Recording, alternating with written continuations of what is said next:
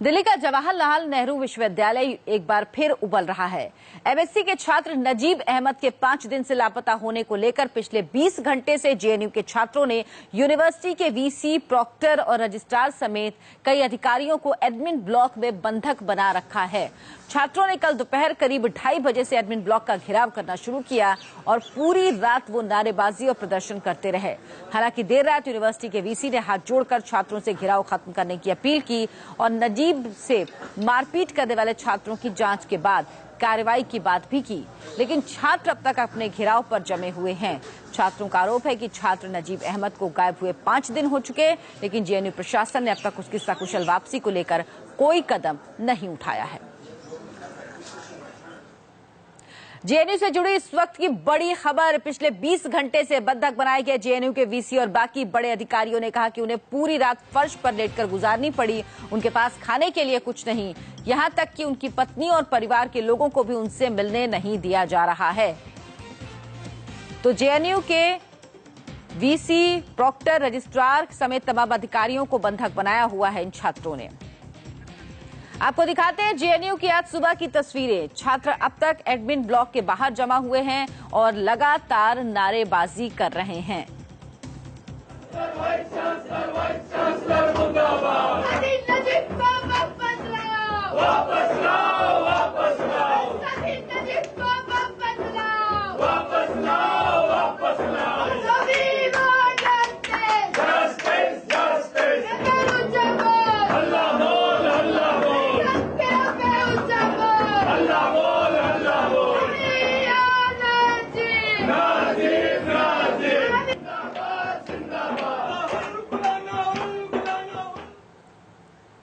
India TV ने कुछ देर पहले बंधक बनाए गए रजिस्ट्रार डॉक्टर प्रमोद कुमार और लापता छात्र नजीब के भाई मुजीब अहमद से बात की। परिवार का कहना है कि उन्हें राजनीति से कोई मतलब नहीं, उन्हें नजीब वापस चाहिए।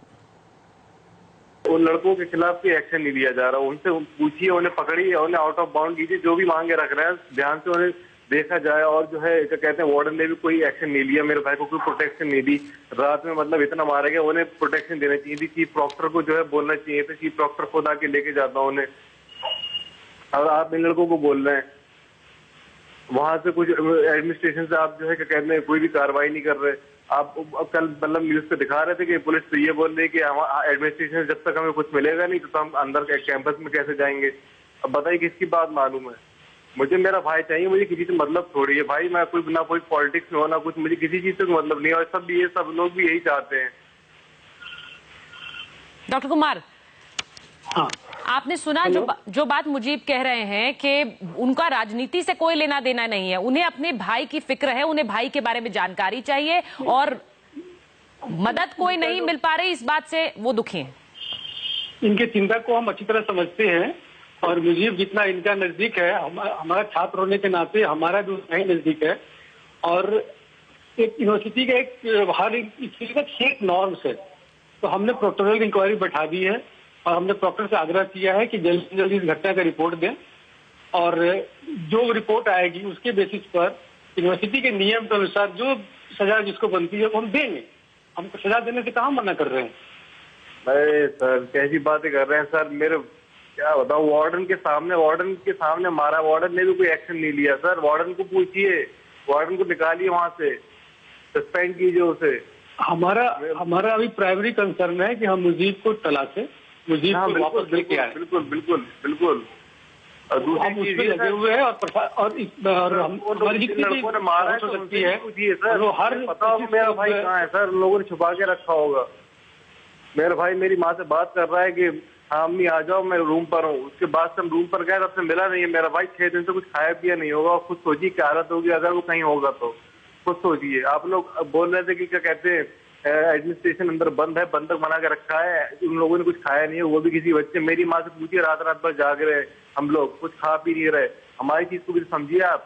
एक दिन आपको मतलब अंदर क्या आप रह गए तो आपको एक दिन में भूख लगने लगी। हम मुझसे पूछिए, मेरे पापा हार्ट पेशेंट है, उनकी आवाज जब फोन करता हूँ बेचारे रोते हैं। वो मेरा भाई छोटा रोता है, मेरी बहन भी रोती है। समझिए क्या हालत है हमारी। पुलिस के पास अप्रोच किए थे, पुलिस ने बताया कि हम आने से पहले वहाँ ये लोग FIR लिखवा चुके थे।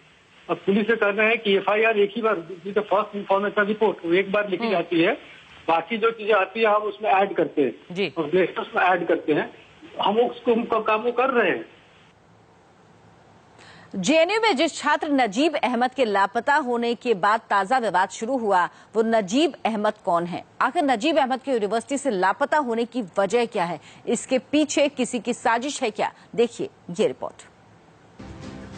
पिछले 5 दिन से इस माँ की आंखों से बहते आंसू थम नहीं रहे हैं। इनके कलेजे का टुकड़ा, इनकी आंखों का तारा नजीब अहमद अचानक गायब हो गया है। ये माँ सिर्फ ये चाह रही है कि कोई उनके बच्चे को उन तक पहुंचा दे, क्योंकि किसी को नहीं पता कि नजीब अहमद इस वक्त कहां है। 5 दिन पहले 14 और 15 अक्टूबर की रात जेएनयू के इसी माही मांडवी हॉस्टल में नजीब अहमद का कुछ छात्रों से झगड़ा हुआ था। नजीब अहमद एमएससी बायोटेक्नोलॉजी के फर्स्ट ईयर का छात्र था और हॉस्टल के कमरा नंबर 102 में रहता था। कहा जा रहा है कि हॉस्टल के मेस के चुनाव प्रचार के लिए एबीवीपी से जुड़े कुछ लोग हॉस्टल में आए थे और उनका नजीब अहमद से विवाद हुआ था, जिसके बाद करीब 100-150 की तादाद में लोग हॉस्टल में आए और उन्होंने नजीब की पिटाई की। उसी पिटाई के बाद से नजीब लापता है। किडनैप कर लिया गया, उसको रूम से उठाकर ले जाया गया, मारा पीटा गया। सुशील कुमार वार्डन के सामने मारा पीटा गया। सुशील कुमार वार्डन ने मुझसे भी कहा, लेकिन अब वो बयान बदलने तो बात अलग है। मैं लगातार उनसे 2 दिन से टच में हूँ। 150 लोगों ने, वार्डन ने बताया मुझे कि 150 लोगों ने अटैक किया था उसके ऊपर। दोबारा जो किया, उसकी चप्पलें आज भी वहीं पड़ी हुई, एक दिन में पड़ी, घसीटते बुलाया ऊपर से। पहले बाथरूम में मारा, उसे घुस के, फिर बाथरूम में से निकाल के, फिर कमरे में मारा, फिर बाथरूम में मारा और बाथरूम से जीने पे घसीट के नीचे लाया उसे। वहां नीचे 2 जगह आज भी चप्पलें पड़ी हुई उसकी। यहाँ पे छात्र प्रदर्शन कर रहे हैं। इनका ये आरोप है कि एबीवीपी के छात्रों ने नजीब अहमद के साथ मारपीट की और उसके बाद से ही नजीब अहमद गायब है। हालांकि उसके जस्ट बाद में तमाम इस तरह के आरोप भी लगे कि एबीवीपी के छात्रों ने नजीब अहमद को गायब कर दिया है, किडनैपिंग तक के आरोप लगे, जिसका कि एबीवीपी के द्वारा खंडन किया गया और उनका ये कहना था कि ये बिल्कुल ही गलत है। एबीवीपी के छात्रों के साथ मारपीट हुई। आपको बता दें कि जेएनयू में पढ़ने वाला नजीब मूल रूप से यूपी के बदायूं का रहने वाला है। उसने बरेली से ही बीएससी किया था और एमएससी में पढ़ने पहले जामिया मिलिया इस्लामिया आया था। कुछ महीने पहले ही नजीब ने जेएनयू में दाखिला लिया था। नजीब के घर वालों ने वसंत कुंज नॉर्थ थाने में उसके गुम होने की एफआईआर दर्ज कराई है। दूसरी ओर जेएनयू प्रशासन ने भी एफआईआर दर्ज करवाई है, लेकिन नजीब के परिवार का कहना है कि पुलिस ने दबाव डालकर आरोपी छात्रों का नाम हटा दिया और जांच में लापरवाही कर रही है। नेम से दिया गया, पुलिस वालों ने डिक्टेशन दी गई, क्योंकि उस वक्त मैं मौजूद नहीं था। इनको हरेसमेंट किया गया और इनसे कहा ऐसे ऐसे लिखो। डिक्टेशन दी एक पुलिस वाले ने, उसको आइडेंटिफाई किया जा सकता है। नजीब के लापता होने के बाद जैसे जैसे वक्त बीत रहा है, जेएनयू में छात्रों का गुस्सा और ज्यादा भड़क रहा है। कल छात्रों ने वीसी समेत तमाम बड़े अधिकारियों को बंधक बनाया। ये आग और तेज हो सकती है। तमाम जो यहाँ पे प्रदर्शन कर रहे हैं लोग हैं, उनको भी इस बात का इंतजार है कि नजीब कब यहाँ पे वापस आते हैं और खासकर प्रशासन की लापरवाही का आरोप लगा रहे हैं कि इस मामले में प्रशासन ने कोई शिकायत नहीं की और कोई ऐसी कार्रवाई नहीं की जो उनको करना चाहिए। कैमरामैन दिनेश चंद के साथ भास्कर मिश्रा, इंडिया टीवी, दिल्ली। और जेएनयू से इंडिया टीवी संवाददाता प्रियंका कांडपाल हमारे साथ जुड़ी, साथ ही साथ नजीब अहमद के भाई मुजीब अहमद और मामा सरफराज भी इस वक्त हमारे साथ हैं। हम पहले चलते हैं नजीब के भाई मुजीब अहमद के पास। मुजीब, ये बताइए कि अभी तक पुलिस ने आप लोगों को क्या बताया, क्या कार्रवाई की गई, क्योंकि पुलिस ने अलग अलग टीमें बनाई हैं, कह रही है। मुझसे अभी तक, मेरे अम्मी से मुझसे अभी तक कोई कांटेक्ट नहीं किया उन्होंने, कुछ पता है नहीं अभी। मामा बताएंगे। जी सरफराज जी, सरफराज जी बोलिए आप। जी मेरे मामू से जी देखिए, हमारी मुलाकात पुलिस से 17 तारीख को हुई थी, शाम के 5 बजे एडमिन ब्लॉक जेएनयू के अंदर। और वहां पर इंस्पेक्टर सनातन, 2 एसआई, उन्होंने मुजीब को और मुजीब की मां को करीब 2 घंटे अलग अलग उनसे इन्वेस्टिगेशन किया।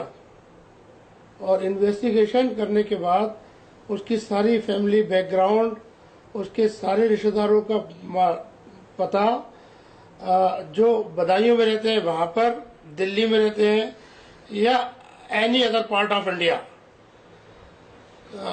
मुजीब की वेयरअबाउट्स जानने के लिए, लेकिन और स्टेटमेंट भी रिकॉर्ड किया। लेकिन स्टेटमेंट जो रिकॉर्ड किया उसमें जो हमने उनको बताया जिस तरह से, वो सारी बातें उन्होंने अभी तक उस पर कोई कार्रवाई नहीं की। सबसे पहली बात तो हमने उनको बताया था कि उसकी रात को पिटाई हुई और 21 लड़कों ने माही मांडवी हॉस्टल के हमारी मिसिंग कंप्लेंट के साथ एक कंप्लेंट और जोड़ी थी, जिसमें उन्होंने बताया था कि उसको विक्रांत और दूसरे लड़के जिनका नाम भी उनको दिया था, जी जी, उस पर कोई कार्रवाई नहीं हुई अभी तक। आप कह रहे हैं पुलिस ने अभी तक कोई कार्रवाई नहीं की है? पुलिस ने अभी तक कोई कार्रवाई नहीं की। प्रियंका, पुलिस ने जिन लड़कों, हमने उनको बताया था कि ये 9 लड़के वहाँ जिन्होंने मुजीब को बहुत मारा पीटा, और उसको मारने के बाद वो सफदरजंग हॉस्पिटल भी ले जाया गया रात को। सफदरजंग हॉस्पिटल से उसने अपनी माँ के पास फोन किया कि मेरे मुंह से खून निकल रहा है, मुझे बहुत मारा पीटा गया है, विक्रांत वगैरह ने मारा है। लेकिन उसको माँ ने कहा कि मैं फौरन चल रही हूँ घर से, और माँ उसकी इस वक्त बहुत बीमार है, मेरे पास लेटी है पड़ोस में। बिल्कुल आप कह रहे हैं कि नजीब ने आखिरी बार अपनी माँ से बात की, लेकिन उसके बाद घर वालों से उसकी कोई बात नहीं हुई, कोई मुलाकात नहीं हुई। रात के 1:30 बजे सफदरजंग अस्पताल में से उसने फोन किया था, उसके बाद आप लोगों को कोई जानकारी नहीं? दिन के 11 बजे, दिन के 11 बजे तक मुलाकात होती रही उसकी। और रात को उसने बताया कि मुझे विक्रांत वगैरह ने मारा है और मेरे को बहुत खतरा है। तो इन्होंने, इसकी माँ ने कहा, नफीस फातिमा ने, कि मैं फौरन आ रही हूँ और तुमसे बात करूंगी और वहां जाकर मुझसे बात करके एक्शन लेंगे। दूसरे दिन मैं गया वहां पर, किसी ने कोई कार्रवाई नहीं की और पुलिस ने भी अभी तक कोई कार्रवाई नहीं की। चलिए, तो आपकी शिकायत यही है कि पुलिस ने कोई कार्रवाई अभी तक नहीं की है। हमारे साथ हमारी संवाददाता प्रियंका कांडपाल जेएनयू से इस वक्त मौजूद है। हम प्रियंका के पास चलेंगे, सीधे चलते हैं जेएनयू प्रियंका कांडपाल के पास। प्रियंका, ये बताइए, जेएनयू में जो वीसी, प्रॉक्टर, रजिस्ट्रार समेत तमाम अधिकारियों को छात्रों ने बंधक बनाया हुआ था, क्या उन्हें अब छोड़ा या नहीं, क्या स्थिति है? जी अर्चना, अभी भी स्थिति जस की तस बनी हुई है। कल तकरीबन 3-4 बजे से एडमिन ब्लॉक को बाहर से ब्लॉक कर दिया गया, जिसके अंदर वीसी, रेक्टर, प्रॉक्टर समेत कई लोग अंदर मौजूद हैं। अभी भी वो लोग अंदर ही है, उन्हें बाहर नहीं आने दिया जा रहा। हालांकि जो जेएनयू है उनका कहना है कि दरवाजे खुले हैं, उनको बस हमारे सवाल का जवाब देना और जा सकते हैं। लेकिन स्थितियां बिल्कुल अलग है। वीसी से हमारी बात हुई, उनका कहना है कि ये तरीका असंवैधानिक है, इलीगल है। उन लोगों का जो स्टूडेंट्स है उनका एजिटेशन उनको समझ आता है, लेकिन यूनिवर्सिटी अपनी तरफ से पहले ही कदम उठा चुका है। ऐसे में इस विरोध का कोई मतलब उन्हें समझ नहीं आता है और जाहिर तौर पर ये विरोध अभी भी स्टूडेंट्स की तरफ से लगातार जारी है।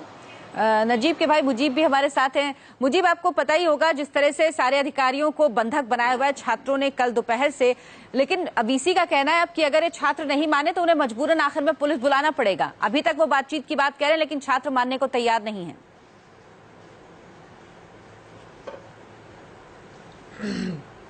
जी, मैं ये कहना चाहूंगा, जब मेरे भाई को मारा जा रहा था, इतनी बुरी तरीके से मारा विक्रांत ने, इन लोगों ने, तब तक एडमिनिस्ट्रेशन ने कोई क्या कहते हैं पॉजिटिव रिस्पांस, कोई ऐसी कोई कुछ लिया गया एक्शन, ऐसा कुछ एक्शन नहीं लिया गया। अब जो है ये बच्चे जो है, मेरे जेएनयू के जो प्रेसिडेंट है मोहित, वो खुद आई विटनेस थे, वो उन्होंने बचाया मेरे भाई को और अभी भी वो है जो है मेरे भाई के लिए लड़ रहे हैं। तो उनके खिलाफ जो है पुलिस बुलाई जाएगी। ये सरासर गलत बात है ना ये। अब वो कोई ऐसी हरकतें तो कर नहीं रहे वहाँ पे कि पुलिस बुलाई जाए। वहाँ बैठे हैं, उनसे बात ही तो करनी है।